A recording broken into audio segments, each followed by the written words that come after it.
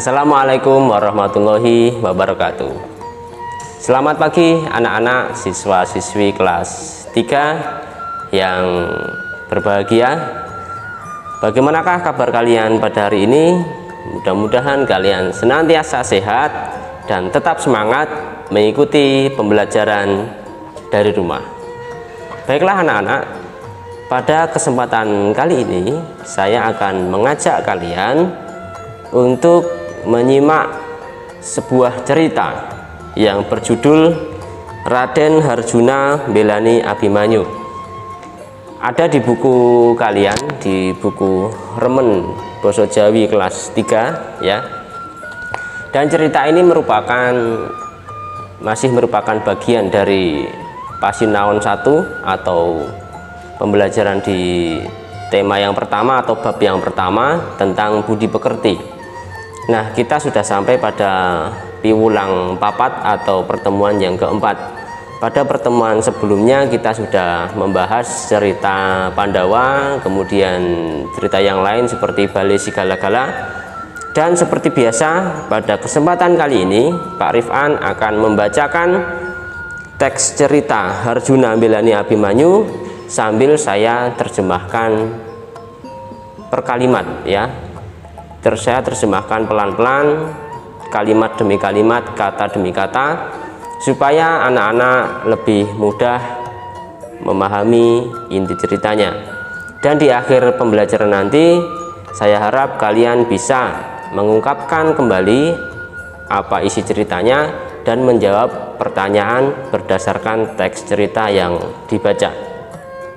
Baiklah anak-anak, mari kita mulai pembelajaran kali ini. Tapi tentu saja kita tidak lupa tetap berdoa, memohon kepada Tuhan Yang Maha Esa. Semoga dalam pembelajaran kali ini kita diberikan kemudahan, diberikan kelancaran, serta ilmu yang kita dapatkan nanti bisa bermanfaat, berguna bagi kehidupan kita di masa sekarang dan masa yang akan datang. Mari kita berdoa menurut agama dan kepercayaan masing-masing. Berdoa mulai.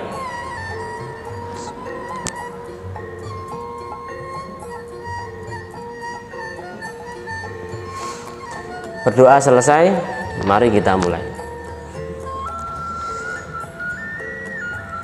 Baiklah anak-anak, mari kita mulai. Wacan ngisor iki banjur isenono pitakonane miturut isine wacan. Bacalah bacaan di bawah ini, kemudian isilah pertanyaan atau jawablah pertanyaan berdasarkan isi bacaan. Raden Harjuna Mbelani Abimanyu. Ini Raden Arjuna membalaskan Abimanyu atau membela Abimanyu ya. Abimanyu gugur ing madyane paprangan ing Kurusetra. Abimanyu gugur ya. Abimanyu ini tewas. Gugur, tewas atau meninggal dunia.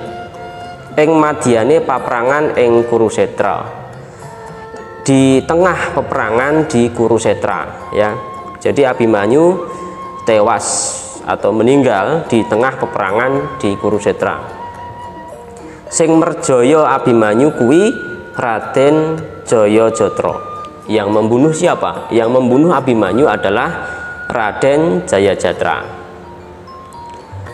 Abimanyu kuwi putrane Raden Harjuna. Abimanyu adalah anak atau putra dari Raden Harjuna. Mula Raden Harjuna muntab banget. Raden Abimanyu kan anaknya Raden Harjuna. Abimanyu itu anaknya Raden Harjuna. Mula oleh sebab itu atau maka Raden Harjuna sangat marah. Muntab banget itu sangat marah. Sangat marah, terbakar amarahnya.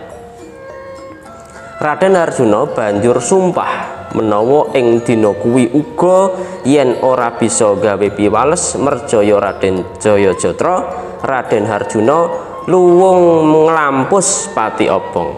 Nah ini Raden Harjuna banjur sumpah. Raden Harjuna kemudian mengucap sumpah, kemudian bersumpah menawa ing dina kuwi uga, dia bersumpah kalau pada hari itu juga ora bisa gawe piwales merjaya Raden Jayajatra, kalau pada hari itu juga dia tidak bisa membunuh Raden Jayajatra, Raden Harjuna luwung nglampus pati obong.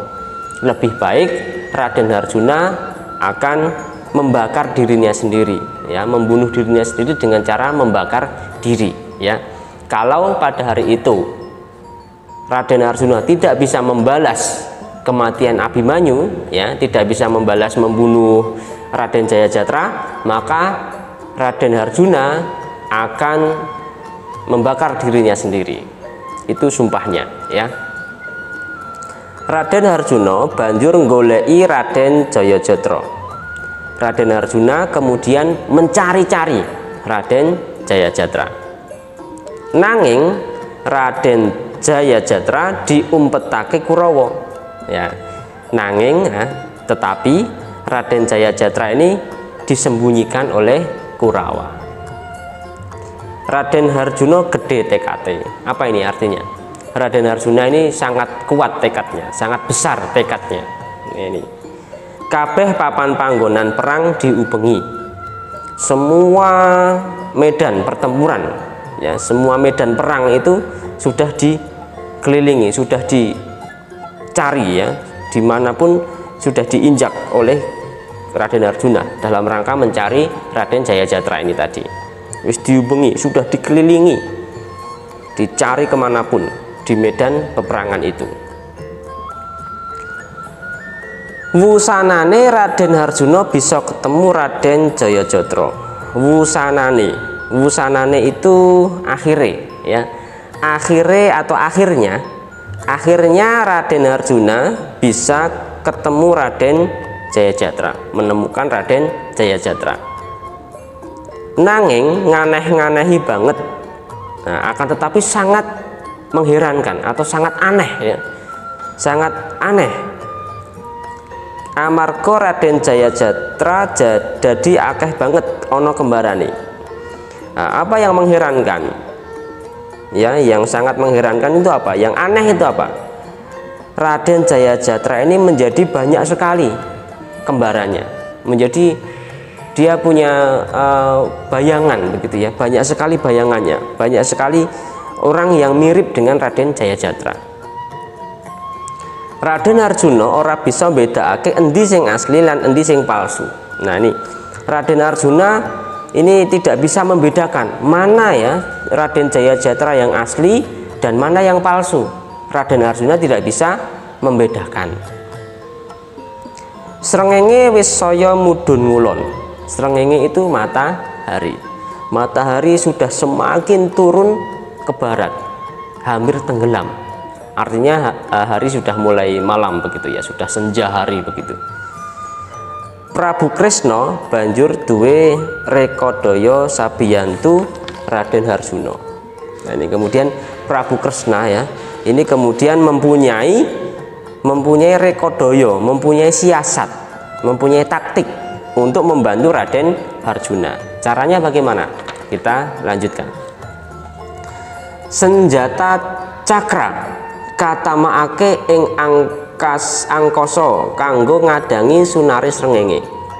Senjata cakra ini dia bentangkan, ya, dia bentangkan di angkasa untuk ngadangi itu, untuk menghalangi sinar matahari. Ya, ini senjata cakra ini dipasang atau dibentangkan di angkasa, di langit, ya, di langit angkasa untuk menghalangi sinar matahari.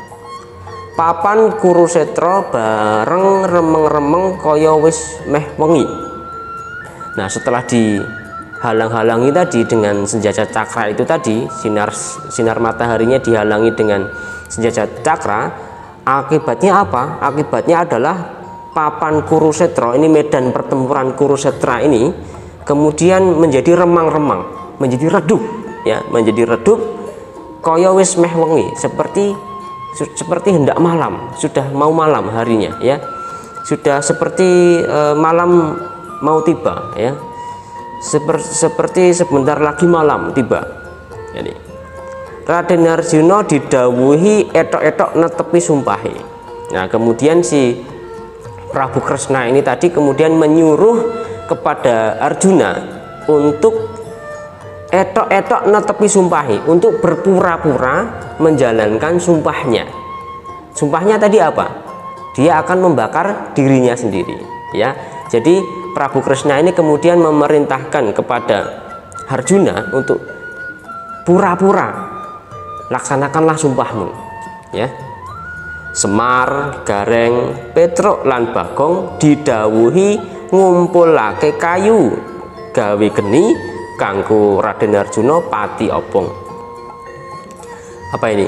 Semar, Gareng, Petruk dan Bagong didhawuhi itu disuruh atau diperintahkan ngumpulake kayu, mengumpulkan kayu bakar, mengumpulkan kayu gawe geni untuk membuat api, ya, mengumpulkan kayu bakar membuat api kanggo Raden Arjuna pati obong. Untuk apa? Mengumpulkan kayu untuk apa? Untuk Raden Arjuna membakar diri, ya, karena Raden Arjuna tadi diperintah oleh Prabu Kresna berpura-pura membakar diri, berpura-pura menjalani sumpahnya. Geni wis murup gede. Nah, ini api sudah menyala besar, sudah menyala hebat, ya, sudah berkobar. Api sudah berkobar. Api sudah berkobar. Semar lan anak-anake bengok soro. Arjuna pati obong, Arjuna pati obong. Nah, ini Semar dan anak-anaknya, ya, Gareng, Petruk dan Bagong ini anak-anaknya Semar, ya.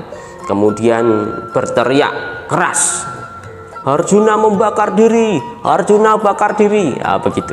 Mereka berteriak-teriak seperti itu. Sanalika Wadyabala Kurawa padha jedul kepengin meruhi Raden Arjuna pati obong. Saknalika Wadyabala Kurawa. Nah, kemudian orang-orang Kurawa kemudian padha jedul, pada keluar rumah, pada berdatangan, bermunculan, ya. Mereka pada berdatangan ingin meruhi Raden Arjuna pati obong, ingin melihat Raden Arjuna membakar diri. Kalebu Raden Jayajatra uga nungul sirahe kepengin melu weruh.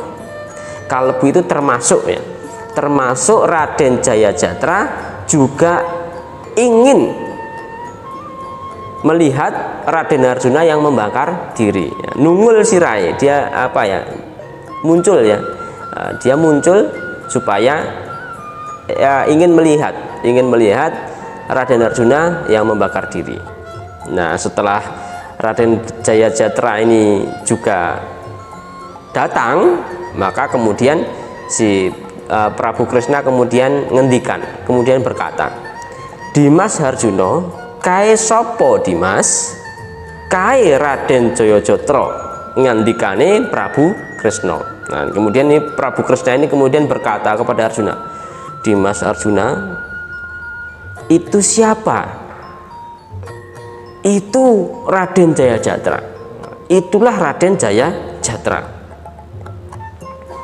Nah, ini jadi Prabu Kresna ini menunjukkan letak si Jayajatra ini, menunjukkan kepada Arjuna itu Raden Jayajatra sudah datang. Raden Arjuna rikat melumpat, banjur mentang gendewa, ya. Raden Arjuna kemudian segera melompat, kemudian membentangkan gandewa. Gandewa itu membentangkan panahnya, ya. Panah Pasopati kaya kilat merjaya Raden Jayajatra. Panah Pasopati ini seperti bagaikan kilat, ya, bagaikan kilat merjaya Raden Jayajatra, ini mengenai Raden Jayajatra. Jadi Arjuna ini memang sangat piawai, sangat lihai, sangat ahli dalam memanah. Raden Arjuna salah satu kesaktiannya adalah dia tidak pernah meleset ketika memanah, ya. Panahnya itu selalu tepat sasaran. Nah, ini termasuk ketika dia memanah si Raden Jayajatra ini. saknalika Raden Jayajatra nemoni tiwas ana ing Kurukshetra, ya, seketika. Saknalika itu seketika Raden Jayajatra nemoni tiwas, ya, menemui ajalnya, mati, ya.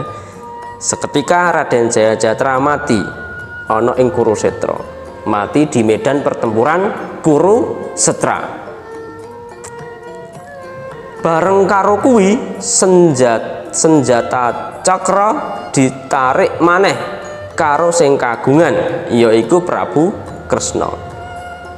Nah, berbarengan dengan itu, ya, setelah Raden Jayajatra ini meninggal, mati, tewas, ya, kemudian senjata cakra tadi yang digunakan untuk menghalangi sinar matahari ditarik kembali oleh sing kagungan, ditarik kembali oleh yang punya. Siapa yang punya?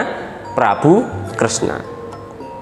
Saknalika Kurukshetra dadi padhang meneh amarga wayahe pancen durung wengi. Saknalika seketika Kurukshetra dadi padhang maneh, menjadi terang kembali, terang benderang kembali, amarga wayahe pancen durung wengi, karena memang hari belum malam, karena menjadi terang kembali karena memang malam belum tiba, ya. Nah, demikianlah anak-anak siswa-siswi kelas 3 yang saya cintai. Demikianlah cerita tentang Raden Arjuna yang membalaskan dendam, membalaskan kematian Abimanyu, ya, membalaskan kematian Abimanyu di medan Kurukshetra, medan peperangan Kurukshetra. Nah, mudah-mudahan bisa dipahami.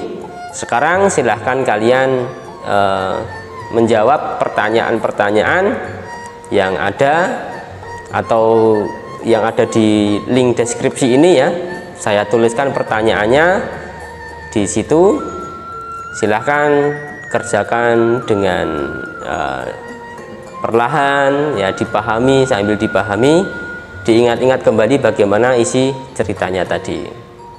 Pak Rifan berharap mudah-mudahan dengan terus berlatih berbahasa Jawa, ya, kita semakin paham, bisa menggunakan bahasa Jawa dalam kehidupan sehari-hari kita di rumah maupun di lingkungan kita yang lain, misalnya di sekolah, ya. Baiklah anak-anak, untuk mengakhiri pertemuan kali ini, mari kita tutup dengan berdoa bersama-sama. Berdoa menurut agama dan kepercayaan masing-masing. Berdoa mulai.